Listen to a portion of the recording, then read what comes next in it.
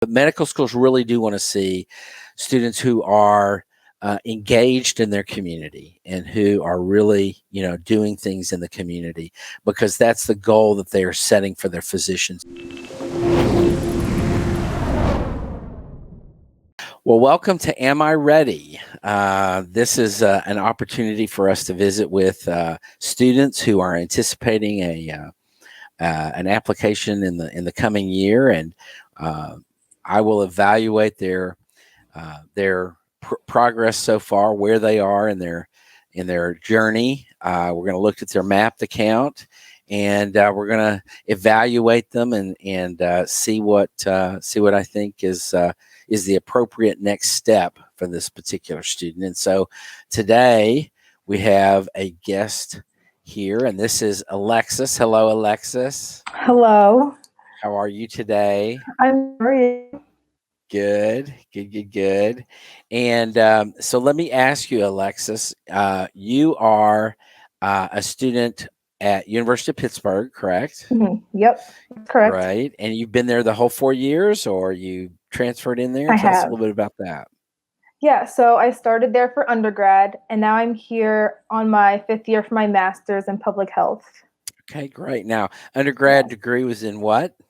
It was in sociology, but it was like a chemistry and studio arts minor. Okay, awesome. And Yes. now you're doing an MPH. Mm-hmm. Great. You're enjoying that? I am. It's very interesting. Good. Yeah, that's awesome. Well, good. Well, we're going to look at your mapped account today. We're going to kind of evaluate where you are in the process and stuff, and then I'll give you some of my thoughts about where things stand and what I think the next step should be, and how that looks and stuff like that. Any comments or questions or whatever before we jump into this? Not that I can think of. Okay, great. So let's look at mapped, and here we are going to, let me get to the right one there, and let me take out the banner. There we go. So those of you who are on Mapped, who are watching this on YouTube, will recognize this is the dashboard. And the very first thing you see on the dashboard is a graph of the GPA. Now, Alexis, where are you from originally? Originally, I'm from like 40 minutes outside of Philadelphia. Okay, so you're a Pennsylvania girl. Yes. There you go. Okay, good. And so what I would say is you went from one end of the state to the other end of the state for college. Yeah. So that's good. All right. So we're going to look at this, and as I'll ask questions as we go along, and you'll just kind of respond to those. But here's our mapped graph, and what we see is this graphed out for the AMCAT GPA as a cumulative GPA of 3.54 and a science GPA of 3.29. We see it graphed out for us. What I see here originally are just on my first reaction here to this, Alexis, is sort of starting out, pretty good, 3.6, and then there's a dip, and then it goes way up, and then there's another dip, and then it kind of centers out. Is this do you feel like this is pretty representative of your college journey thus far? I would say so, yes. Okay. And so now you said that your major in college was sociology. Mm-hmm. And what I notice here is your science GPA, which is represented on this graph as the, I guess that's kind of an orange color, is sort of, and this is what's represented by the 3.29 GPA. It's sort of, around, started out with, it looks like a 3.5 and kind of went down, and it just hovers around kind of the 3.1, 3.2 area for a while. So are the classes that you took in terms of science courses that are figuring into this. Is that pretty much just the prerequisites? Yes. The first semester I started out as a biology major, so I took Calc 1 first semester. That might have been the initial spike because I was like really working hard on that because I wasn't the best at math in high school. And then the rest of it is prereqs. And then there's one upper level bio in physiology, which was spring 19, I think, 1920. Okay. But yeah, it was all prerequisites. Okay, good.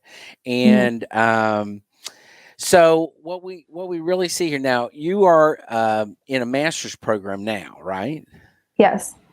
I think we were talking earlier before we came on live that you're talking, you're doing an MPH, Master's of Public Health, right now.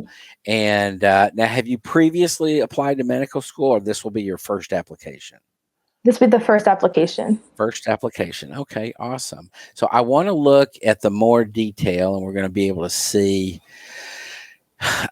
your cumulative GPA is what I'm really interested in. So this is your first semester of the graduate program? Yeah. Yep. Yeah. Okay. So no graduate school classes calculated in quite yet. Now, is it a 1-year master's program? It's a 2-year, but I'll be doing it in 3 semesters instead of 4, though. Okay. Good. Yeah. Great. So that'll calculate in, once you start getting the classes and stuff, that'll calculate into your graduate GPA, which will go into an overall GPA, which is undergraduate and graduate school. And then you'll have an undergraduate GPA, and then you'll have a graduate GPA that'll be distinct from each other. So what I'm really trying to emphasize here is that the medical schools are going to cut that GPA up into a lot of different things. They're not just going to look at your cumulative. They're not just going to look at overall. They're going to look kind of at all of it all together. Trends, everything that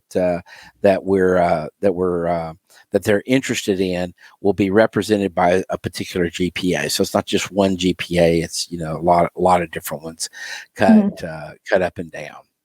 Right. Yes.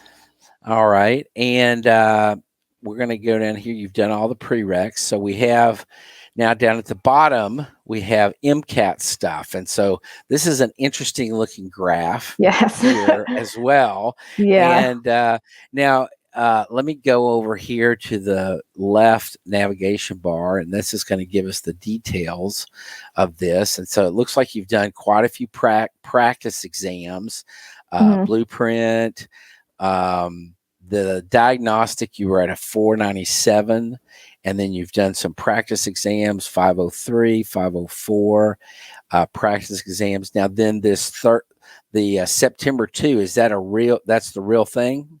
Yeah, it's the real thing. Okay. All right. So that helps us kind of evaluate where things are. So 501 is the score. Now, tell me about how you felt about that score. I was kind of expecting a higher score based off of my 503, 504 trend with my practice tests. So I looked at it and I was like, nope. I just immediately closed my browser on my phone. Right. But yeah, I talked to my advisor about it, and he said that I could potentially apply with the 501, but I don't know if I want to apply with the 501. Right. So is it your plan at this point to retake the exam, or what are you thinking right now? Yeah, that's what I'm thinking. Yeah, that's the main, I guess, hurdle that I'm trying to work out right now in terms of applying this cycle or next cycle. Right. It's when I'm going to be able to do that. Yeah. So have you scheduled a retake exam yet, or you're sort of waiting to see, or? Yeah, I'm waiting to see. Okay. Yeah. Okay. Well, yeah, I mean, 50, what I'm seeing here in terms of these practice exams, and let me get this back up here. So what I'm seeing here is 497 is not a bad diagnostic exam score at all. I think 497 really represents, particularly for a diagnostic exam, and even more particularly for a non-science major like yourself. 497 as a diagnostic exam, I think if I were you, last May when you were doing the diagnostic exams and you got a 497, I'd have been very excited about that, because that's a great diagnostic exam score. So then you're pretty much hitting, like you said, right around a 503, 504. Now, did you do Blueprint or Kaplan, or did you just take some of their exams, or did you do how did you study for the MCAT? Yeah, so I used the Kaplan books for content review, and then I bought some of the Blueprint MCAT like practice questions, like their practice bundles, and then I did all of the AAMC stuff. Okay. So I bought all of the like practice bundles, like question sets, practice tests, all that stuff. Right. Okay. Yeah. And when you were doing the practice exams, were you going through them after you did the exam to see where did I go wrong on which questions and what, how that works? And did you study the questions that you got wrong to make sure that you understood, kind of why you got it wrong, stuff like that? Yeah, I did. I was really in depth with that originally, and then I kind of I still did it as time went on, but I was less meticulous about looking at each individual question. So it might have factored into the lower MCAT score compared to my practice exams. Mm-hmm. But yeah. Okay. Yeah. So, this is my suggestion is you could apply with a 501. I think that if you feel like, seeing these the practice exam scores being more in the 503, 504 area, it leads me to believe that you can do better than the 501. Yeah, that's my takeaway from that. Yeah. And I think if you had, another, let's say you were going to take it again in April. Let's just throw a date out there, and let's say April. Mm-hmm.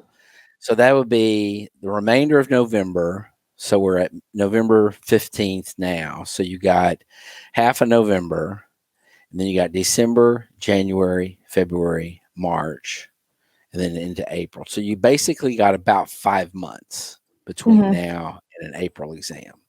Right. So that's a pretty good healthy amount of time to get back into the studying routine, get back into the focus on the MCAT stuff. I know that you're balancing out your coursework in the master's program with this mm-hmm. as well. Now you're working also, or just going to school, yes. or okay, so you're a busy lady. Yeah, there's a lot going on. Right? Yeah. Okay. So what I would say is, now how does that sort of, how do you, when I say that, getting back into studying, getting back into mm-hmm. the MCAT, taking exams, stuff like that, how does that make you feel? It makes sense. I think it's a good idea. It's just, I'm not sure what materials I should try out this time, because I think mm-hmm. some of my Blueprint stuff might expire before mm-hmm. I have to take the test again. So it's just reevaluating what materials I'm going to use and things like that. I still have my books, which is good, like Kaplan books. Right. And then I think my AAMC stuff might expire at the end of the year, potentially. I have to look into mm-hmm. that. But yeah, just regathering everything would be the main concern there. Right. For retaking in general. Well, several things that I would suggest about that. We have a lot of students who do who do Blueprint, who do Kaplan, who do, this, that, or the other, whichever. Mm-hmm. I would say maybe try out something that you haven't tried before, but I do think there's a big benefit in being able to study for the exam, take a practice exam, and then see how you did on the practice exam, and have materials that can supplement mm-hmm. looking at where you were successful in the practice exam and where you were where you made a mistake, and being able to tease out, why did I make that mistake? That's the real key.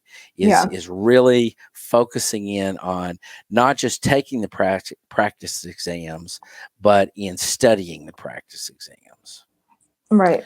So, I would definitely say that that's something that I would suggest. I think you can probably do better than a 501.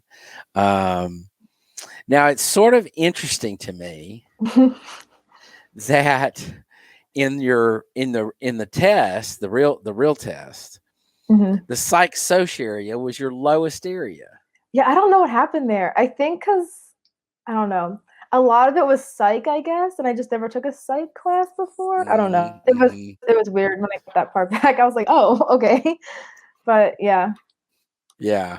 So so I would say, that's just interesting to me, since that was your, sociology was your major, and you're right. I mean, I think it probably has something to do with, maybe, focusing a little bit more on the psychology part of it or whatever. But nonetheless, I think you get an idea of kind of what I'm saying there in terms of a retake, and particularly if you can make a difference.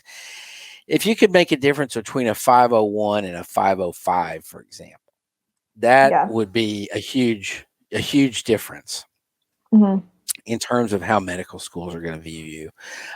So I definitely think that's the case. So let's go back to the dashboard, and we're going to look at your activity. So we have a lot of activity going on here. 2,305 and a half hours of activity. Looks like they're spread around amongst a lot of different things. We're going to look here specifically at your activities. And why don't you just sort of walk me through some of this? It looks like you've got, now you're an EMT? Yes. Okay. And that's the work you're currently doing? Yep, that's the work I'm doing. I just work once a week though, because I'm off on Fridays class-wise, so I just work on Fridays. Yeah. And is that your plan to continue that? Yeah, that's the plan. Okay, good. Do you enjoy that? Yeah, it's really fun. I like it a lot. Yeah. And you Always get a entertaining. lot of patient interaction. Yes, definitely. Yeah, that's awesome. Yes. Now, are you on a truck, or you're in a hospital? On a truck. Okay. Good. Good. So we see 104 hours of the EMT employment. We've got some shadowing there. Looks like over the course of time, just about 6 hours of shadowing there. Now you're a soccer player as well? Yeah, club. I was on the club team in undergrad, but I kind of just stayed with my pickup soccer club because that's for all students. So I'm on the leadership board for that. It's really fun. I love it. Yeah, that's great. So that's leadership experience for sure, right? Yeah. That's awesome. You were, looks like, a TA for an human physiology. Is that right? Yep. Yeah. Okay. And that was at Pittsburgh? Yes. Good. That was last semester, I think. Yeah. So we have, tell me about this working group on Massenburg petition. What's this all about? So last summer, during the George Floyd murder and all the protests that are happening and stuff like that, there was a student who was a Pitt alum, and she was trying to push Pitt to create a Black Studies course to learn more in depth about Black history and just things that history classes don't usually touch on. Just so everyone gets a base general knowledge of Black history and things like that. And then the working group that I was a part of was pushing that petition onto university faculty and things like that. So we wrote a resolution.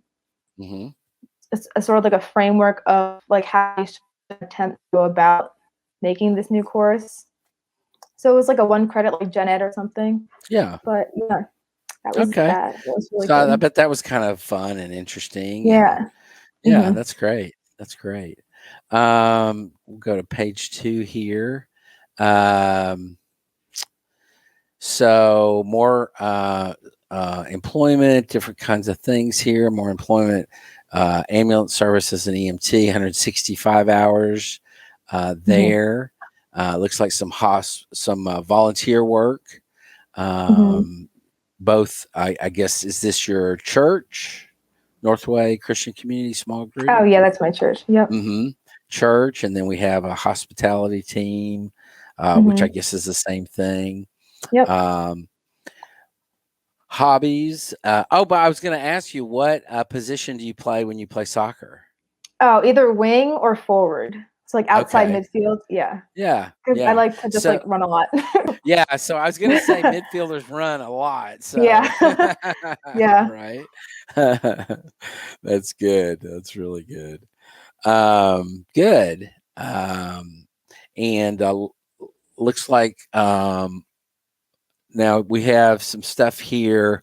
REACH vaccine survey. Tell me about that. Oh, so I just joined that. REACH is an acronym. I think it's Racial Equity Community Health, I think. But it's an organization that was basically funded by the CDC and in different cities around the US. And they're pushing for racial equity in different areas of health. So like for this study, it's I'm like giving out surveys at vaccine clinics about like accessibility to the vaccine, accessibility to like transportation services to get like access to medical care and just things like that. I haven't volunteered yet because I just like joined like last week, but I'm excited about it. Yeah, good. That's awesome. Yeah, that's awesome. Great opportunity. All right. And then here's some more shadowing. So you did a study abroad and you did some shadowing on the study abroad. Where did you go? I went to Portugal. Portugal. Oh, interesting. And you tell me a little bit about that. Yeah, so it's like a study abroad internship. So instead of classes, we did like individual internships based on our like scholarship interest and just like future career plans and things like that. So I was assigned to a hospital and I shadowed doctors in the rheumatology department there. And that was very interesting actually, because I never really considered rheumatology. And I was like looking at different specialties and things like that. But everyone was super nice. And I went to like the staff meetings and everything too. Oh, wow. Everything was in Portuguese, but I could just like, I could like look at the x-rays and be like, okay, I kind of know what's going on. Yeah. But it was good. Now, did you learn a lot about the differences between the Portuguese healthcare system and the American, or were you able to do some comparisons and stuff between the two systems? I learned a little because one of the doctors I was shadowing was also having med students shadow him. So I was like talking to them about like their process getting to medical school and things like that. And they said that they didn't have to go to college beforehand. Right. Which was a big difference. I was like, wow, that's crazy. But yeah, they took like a placement exam right after high school, and they were just like in medical school after that. So that was like the main difference that I saw. Yeah. Okay. Good. Yeah. Good. Great. And now you're going to be continuing to do some shadowing over the course of this year. Is that your plan? Yes. I'm in the process of arranging a shadowing like relationship with a doctor in a local hospital. Currently, he's having like the TB test, like the flu shot, and all that stuff. But that's being set up wrong. Yeah, that's great. Awesome. And you've learned a lot through those shadowing experiences? Yeah, I learned that I definitely want to do surgery because the one doctor I shadowed, she was doing surgery. It was really cool. Now, what kind of surgery was it? General. Oh, yeah. Okay. General surgery. But she's a trauma surgeon too. So that would be amazing if I could do that. Yeah, that's awesome. Well, a lot of students come into medical school having some thoughts about what they want to do. Those that come into medical school pretty much, knowing or thinking they know what they want to do. The last bit of statistics that I saw suggests that the vast majority of them, we're talking about 75% or more, change their mind during medical school. So oh wow, that's a lot. just be open, yeah. and that's what, and that's what med school is supposed to do. It's supposed to help you sort of evaluate and introduce you to everything. And you may think, oh, general surgery, this is what I want to do. And you may come out as a pediatrician or a psychiatrist or who knows. And so just be open to, everything. I think that's a real important key.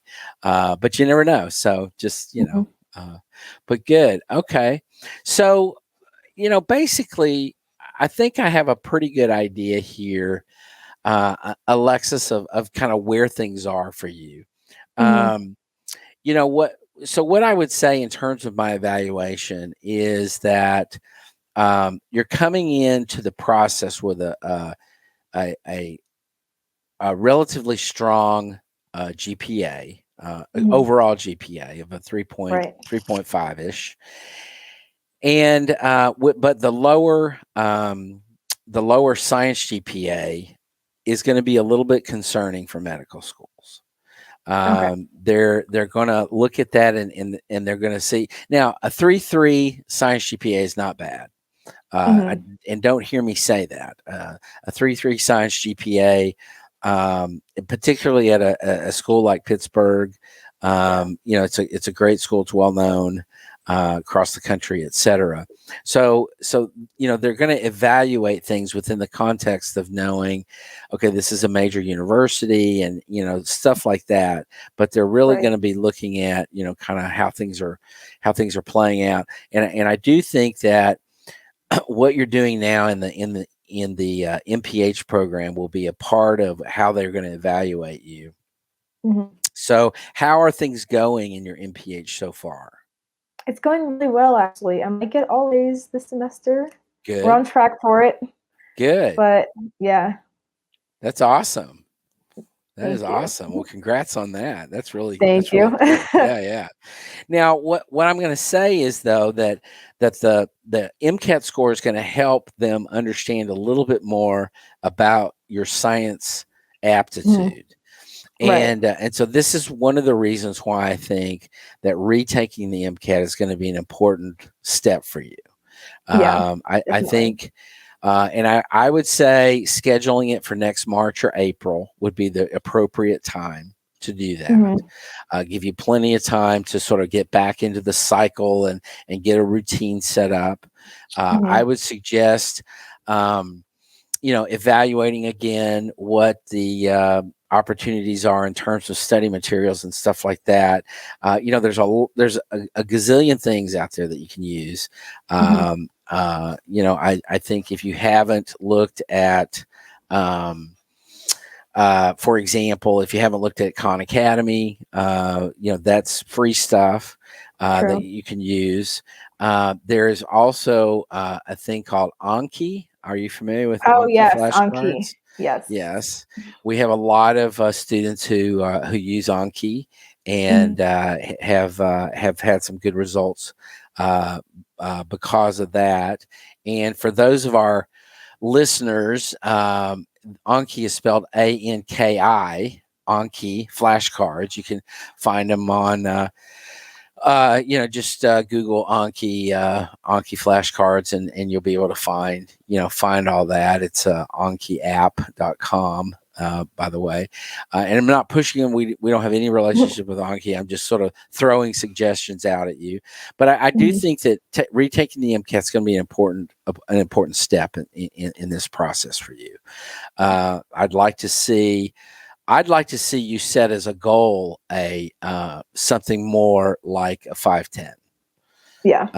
And say this is going to be, and 510 represents a really strong, solid score. But I'd like to see you set a goal at 510 or better. And that doesn't matter if you don't get a 510 that everything's gone and whatever. But I think having a good, strong goal, I think particularly if you're, seeing how you were scoring on your practice exams in the 503, 504 area, if you will really commit back to that and really commit to the notion of studying those exams the practice exams that you're taking, That is a really important key. Take the practice exam and then study those practice exams, where you made mistakes, why you made mistakes, and really getting deep into that, understanding how to read those questions based on your knowledge of where you made mistakes previously. I think that setting a goal of 510 or better would be awesome for you. And I think that's a doable thing. I like your activities. You're getting great experience as an EMT. You're doing shadowing. You've got volunteer related experiences as well. I think, and you've done some leadership stuff, and so I think there's a good mix of things. Continue as you are, some shadowing throughout this year. I think that would be good. I would say also continue as you can, so with community volunteer type stuff. Doesn't have to be medically related. It can be anything. It can be church related. It can be, just let your own interests kind of direct that, and allow you to kind of see where you want to go with that. But medical schools really do want to see students who are engaged in their community and who are really, doing things in the community, because that's the goal that they are setting for their physicians that they're, graduating, is they want them to be involved in their local community. So, all in all, my feeling for you, Alexis, is I'm going to give you a yellow light. I think that you're on the right track. I think there's some things that are yet to be played out. Your MPH program, obviously, you're continuing with that, and then you're going to retake the MCAT. So we don't know what those are going to be. What's going to happen with those and stuff.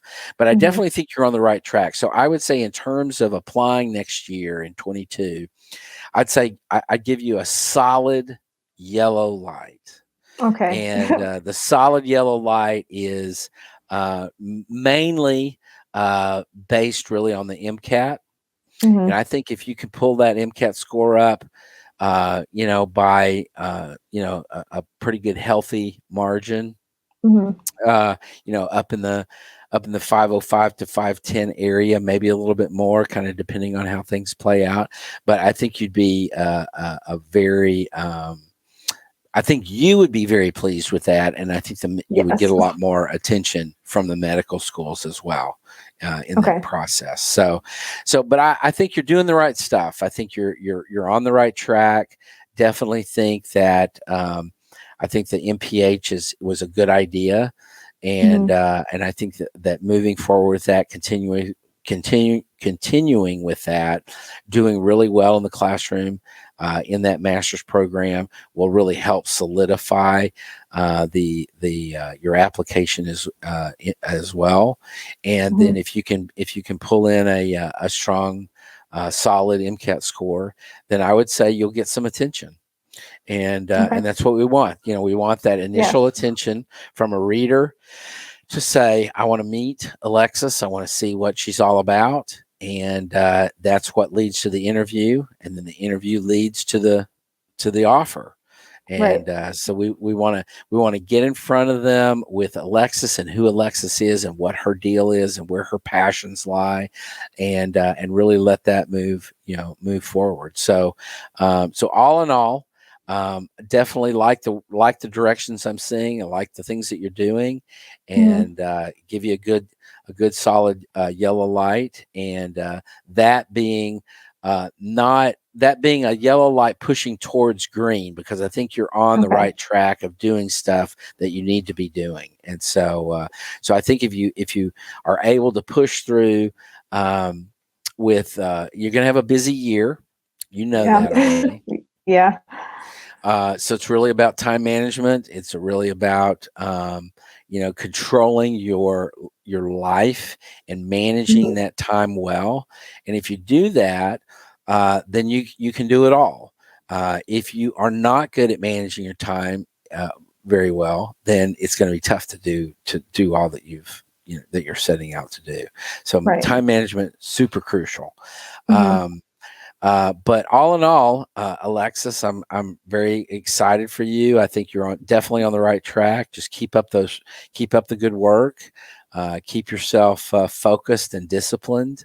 And my feeling would be that this time next year, you will have applied, and you'll be getting some interviews, and then then you'll see what happens. But I think I'm encouraged that I think you can do it, and got a little bit of work left to do, but that's okay.